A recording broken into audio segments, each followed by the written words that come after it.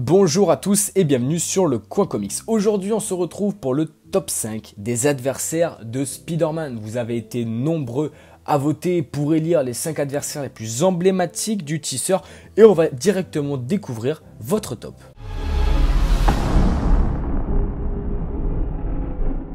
À la 5e place, on retrouve Mysterio qui a été créé par Stan Lee et Steve Ditko et qui fait sa première apparition dans The Amazing Spider-Man numéro 13 en 1964. Donc Quentin Beckett, c'est un type qui depuis son enfance veut faire du cinéma. Il avait envie d'être un acteur. Un petit problème, c'est qu'il est trop laid pour être une star du cinéma. Du coup, il a quand même fait du cinéma mais joué tous les rôles un petit peu pourris, les extraterrestres et les monstres, ce genre de trucs. Et un jour, il lit le Daily Bugle et il voit que Spider-Man est considéré comme un criminel. Il se dit donc que arrêter ce criminel lui ferait une bonne pub. Sauf que Spider-Man, vous le connaissez, c'est pas le genre de mec qui commet des infractions. Et du coup, il va se déguiser en Spider-Man, il va aller braquer une banque et pour faire passer Spider-Man pour un criminel. Sauf que Peter Parker va se trouver sur ce braquage et va aider les gens et arrêter Mysterio et il va le mettre en prison et du coup Mysterio il va passer sa vie et vouer une haine viscérale contre l'homme araignée et va avoir un seul but, dépasser et battre Spider-Man.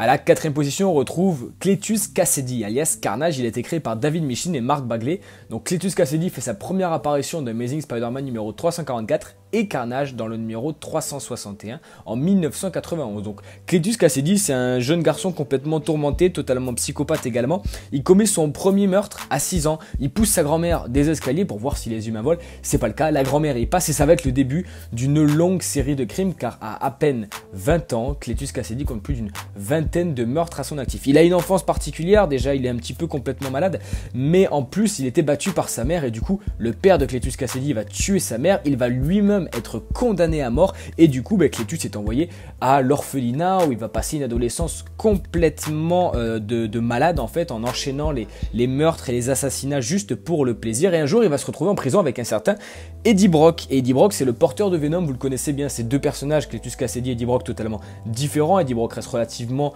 une personne intègre là où Cletus l'est pas du tout. Et Venom il va revenir fusionner avec Eddie Brock et alors qu'il fusionne avec son hôte, il va faire un petit. Ce petit est Carnage, un nouveau symbiote, le fils donc de Venom, et Carnage va fusionner avec Cletus Kasady, ce qui va créer des symbiotes, si ce n'est le symbiote le plus meurtrier de l'histoire et de la mythologie de Marvel.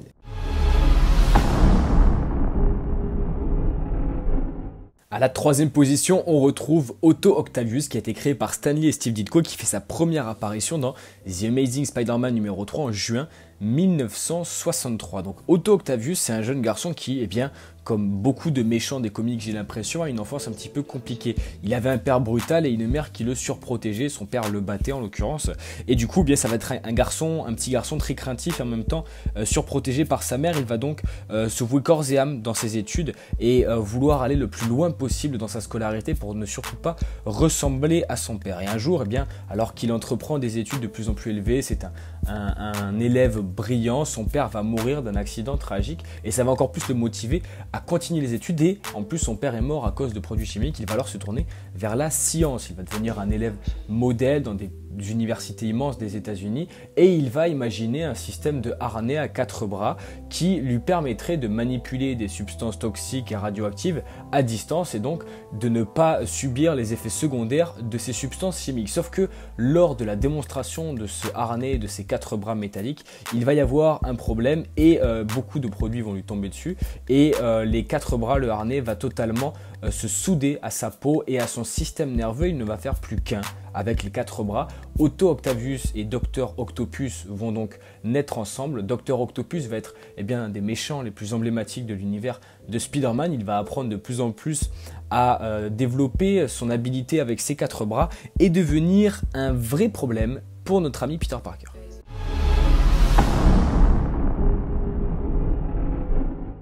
À la 2e position, on retrouve Venom et vu que dans le dernier top 10, je vous ai parlé déjà du symbiote aujourd'hui, je vais vous parler plutôt des hôtes principaux qu'a choisi Venom. Donc Venom, il est créé par David Michôd, Mike Zeck et Todd McFarlane et il fait sa première apparition dans Secret Wars numéro 8 en décembre 1984. Donc le premier hôte principal de Venom, bien évidemment, c'est Spider-Man. Alors que les Vengeurs et les X-Men est en train de combattre Galactus, toutes les armes de quasiment tous les héros qui combattaient Galactus sont brisées et Hulk leur donne comme conseil d'aller dans une salle pour les faire réparer. Et sauf que Spider-Man va se tromper de salle et il va aller dans la salle où se trouve le symbiote Venom. Et Venom va prendre Spider-Man, Peter Parker, comme hôte. Et c'est alors que va commencer un petit peu cette course-poursuite parce que Spider-Man va être possédé par le symbiote et il va être de plus en plus fatigué. Il va donc demander de l'aide à Reed Richards qui va lui dire qu'en fait il est recouvert d'un symbiote. Reed Richards va l'aider à s'extirper de Venom et c'est à partir de ce moment-là que Venom va vouer une haine phénoménale contre Spider-Man qui restera sur les autres hôtes, à savoir premièrement Eddie Brock. Eddie Brock qui est un autre des hôtes principaux de Venom et même le plus célèbre. Eddie Brock en fait c'était un journaliste du Daily Global et en fait il avait un petit peu monté des magouilles pour vendre bien ses articles, sauf que Daredevil et Spider-Man vont le coincer et vont lui faire perdre son travail parce que il l'a mal fait tout simplement. Et du coup Brock il va tomber complètement en dépression, il est en plus touché d'un cancer et alors que rien ne va dans sa vie, il n'a plus de travail, il travaille pour des petits journaux un petit peu pourris et en plus sa femme le quitte, et bien il va aller prier dans une église alors qu'il avait comme idée en tête de se suicider. Et c'est à ce moment-là que Venom va prendre possession d'Eddie Brock et va recommencer à nouveau sa chasse contre Spider-Man. Et le dernier et mon préféré des hôtes de Venom, c'est Flash Thompson, un Venom totalement différent parce que celui-ci, Flash Thompson, c'était un soldat qui a perdu ses 2 jambes à la guerre et le gouvernement a récupéré le symbiote et propose à Flash d'utiliser le symbiote pour devenir un super soldat et retrouver également l'utilité de ses jambes. Et en fait j'apprécie énormément ce symbiote parce que c'est le seul qui œuvre uniquement pour le bien. Il a eu une excellente série sortie en kiosque cette année, je vous conseille fortement de foncer dessus. Venom, un personnage qui m'intéressera toujours autant.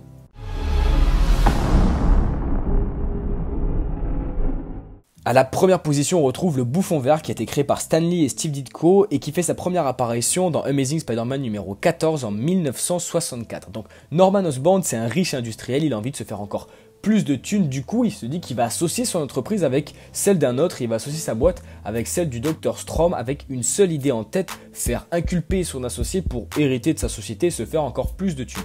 Il va réussir à le faire, Dr Strom est en prison, il a sa boîte et il a encore plus d'argent, il est très content. Mais il va tomber sur une expérience qu'avait commencé le Dr Strom sans la finir, une expérience concernant un liquide vert. Il va la mettre en place, sauf que ce liquide va lui exploser au visage et il va tomber dans le coma. À son réveil, il se sent bizarre, de plus en plus intelligent et en même temps avec un esprit qui s'est décuplé. Son esprit va le mener à la folie et va le faire devenir un criminel et il va alors mettre en place un costume vert à l'image d'un gobelin, fabriquer un jet planeur et vouloir se faire une place dans la pègre. Et quoi de mieux pour se faire une place dans la pègre que de tuer l'homme araignée. Ça va donc devenir l'objectif numéro 1 du Bouffon Vert, le super vilain probablement le plus emblématique de l'univers de Spider-Man et qui mérite parfaitement sa première position.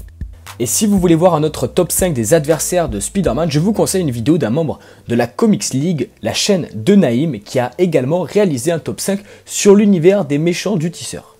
En tout cas, j'espère que cette vidéo vous aura plu. N'oubliez pas, c'est vous qui faites les tops et le lien du prochain top est déjà dans la description. Il s'agit du top 5 des séries DC et Marvel. C'est à vous de voter pour les 3 séries que vous avez préférées. Ça fera un top 5. Je tiens à préciser que je n'ai bien évidemment pas mis toutes les séries de DC et de Marvel, mais seulement les principales, les 20 principales. Alors allez voter, partagez ce sondage autour de vous pour qu'il y ait un maximum de participants et de votants. J'espère que cette vidéo vous aura plu. Si c'est le cas, n'hésitez pas à laisser un like pour faire avancer la chaîne et dites-moi dans les commentaires quel est votre top 5 des adversaires de Spider-Man et également ce que vous avez pensé de la vidéo.